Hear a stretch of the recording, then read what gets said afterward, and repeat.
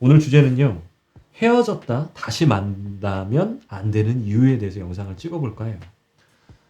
제가 뭐 인스타그램을 잘하진 않지만 인스타그램을 보다 보니까 음, 어떤 좋아요 버튼이 많이 눌린 것들이 뜨잖아요. 알고리즘처럼.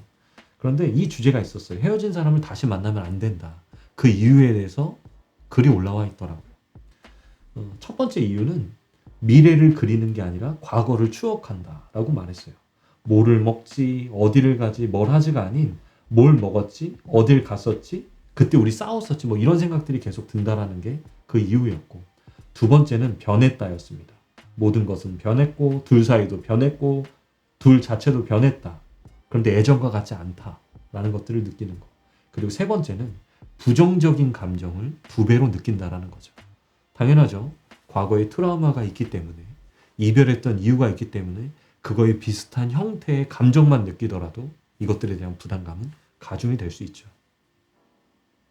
네 번째는 항상 불안하고 의심스럽다. 당연히 불안하고 의심스럽겠죠. 왜? 이 사람과 이별했을 때 행복해서 이별한 사람들은 없을 거 아닙니까? 그리고 이별했는데도 이 사람이 불안하고 의심스러운 건 당연하죠. 특별히 어떤 태도적인 부분들 때문에 이별한 사람들이라면 더더욱더 이런 모습들을 느낄 수 있고 심지어 이런 것들이 집착이 되어버리기도 하니까요. 다섯 번째는 의무화가 된다라고 이분은 적으셨더라고요. 사랑에서 저절로 나오는 것이 아니라 의무가 돼버린다. 그리고 여섯 번째는 정반대의 이유로 서운함과 섭섭하다. 그러니까 예전에는 한쪽 상대방만 이제 노력하니까 서운한 마음이 이제 막 드나 봐요. 그런 것들을 써주셨어요. 이것이 책에서 죽고 싶다는 말은 간절히 살고 싶다라는 뜻이었다라는 책에 이 내용들이 나와 있나 봐요. 잘 모르겠어요. 이 책을 보지 않았으니까. 근데 여러분들 지금 제가 말씀드린 이유들이 사실은 다 너무나 맞는 말이에요. 여러분들도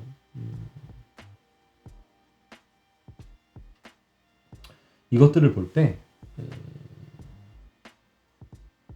어떤 생각이 들지 모르겠지만 제가 이 글들을 보면서 어떤 마음이 들었냐면 저는 개인적으로 재회를 반대하지 않습니다. 왜? 이거의 기준은 잘 보세요. 이 사람과 헤어진 사람으로서 이 사람과의 다시 연애를 꿈꾸고 다시 사랑을 꿈꾸는 사람들이 하는 이야기예요. 그렇죠? 근데 재혼이들 잘 보세요. 이 영상을. 재회를 원하는 사람들을 제가 재혼이라고 부르거든요. 재혼이라는 말이 유행이 되기를 바라는 사람이에요. 하지만 이렇게 관점을 좀 바꿔볼 필요성이 있습니다. 뭐냐? 내가 이 사람과 헤어질 때 이 사람의 관계 속에서 나의 문제를 발견하고 내가 깨달았고 다시 만나보자 하는 사람은 미래를 추억하고 서운한 마음이 들고 부정적인 감정을 두 배로 느끼고 이럴 수 있어요. 그리고 항상 이 과거 안에 머물겠지요. 그리고 이 관계에 포커싱이 맞춰질 텐데 사실은 연애를 할 때 나의 가치관의 문제와 이 사람의 가치관의 문제 때문에 이별을 하는 거거든요.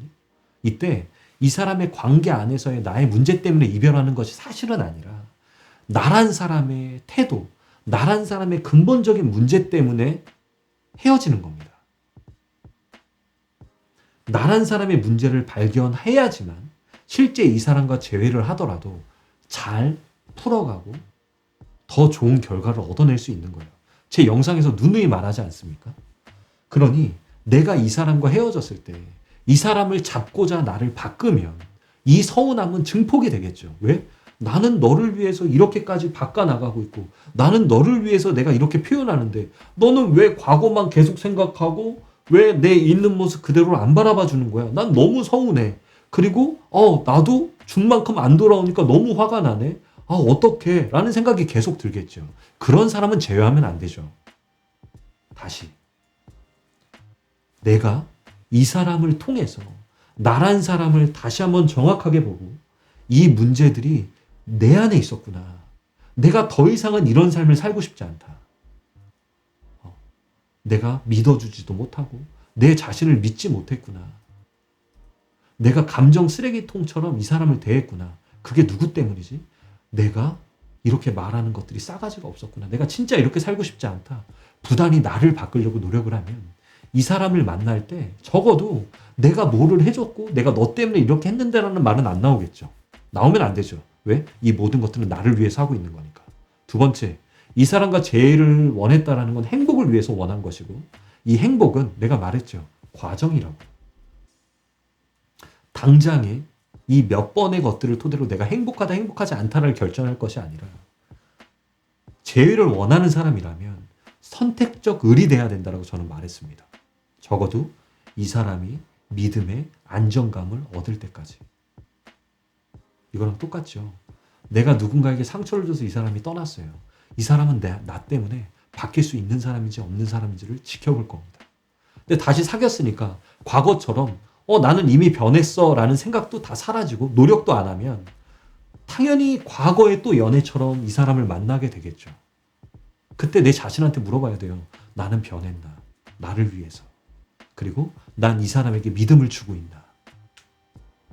이 사람이 나를 믿지 못하고 나를 관찰하는 것들을 가지고 너가 잘못됐어. 그렇지 않니? 라고 하는 사람은 제외를 하면 안 돼요. 왜? 그만큼 이 사람을 사랑해서 제외하는 게 아니라 그 과거 때문에 과거에 그 느낌이 좋아서 제외를 한 사람이니까. 진짜 사랑을 한다면 이 사람이 나를 믿어줄 수 있는 기간 동안에 사랑을 해 주셔야죠. 그리고 그런 행동들을 보여주셔야 되는 게 맞다라고 생각해요. 그런 관점으로 바라보면 미래를 그리워하는 것이 아니라 과거를 추억한다는 말이 없어지고 현재를 살아가게 되는 거고 변했다가 아니라 우리는 변해가고 있다라고 말해줄 것입니다. 그리고 부정적인 감정을 2배로 느끼는 것이 아니라 내가 이 사람 때문에 변해가고 있고 내가 깨달았다는 거에 감사함이 생길 것이고 4번째는 항상 불안하고 의심스러운 것이 아니라 내가 이 사람을 사랑하는 눈으로 당연한 것이라고 받아들인다면 이 사람도 그 마음에 감동을 받아서 마음이 움직일 것입니다. 5번째, 의무화가 된다? 아니요. 사랑하기 때문에 하는 행동들입니다. 여기 의무화라는 건 이미 자기 마음에 대한 믿음 없음을 보여주고 있는 거죠. 정반대의 이유로 서운함을 느낀다. 내가 너한테 어떻게 했는데 너가 나한테 이렇게 해. 라는 관점으로 이 사람과 재회를 원하는 사람이라면 재회를 하시면 안 되죠. 다시 정리.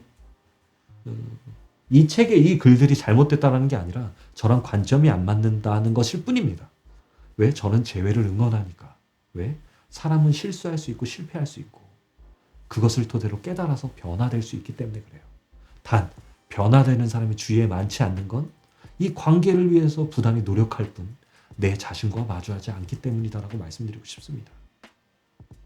꼭 재원이들 내가 오늘 영상을 찍어준 것들을 토대로 여러분들이 행복한 사랑을 위해서 나가셨으면 좋겠습니다. 이상 마크츠였습니다.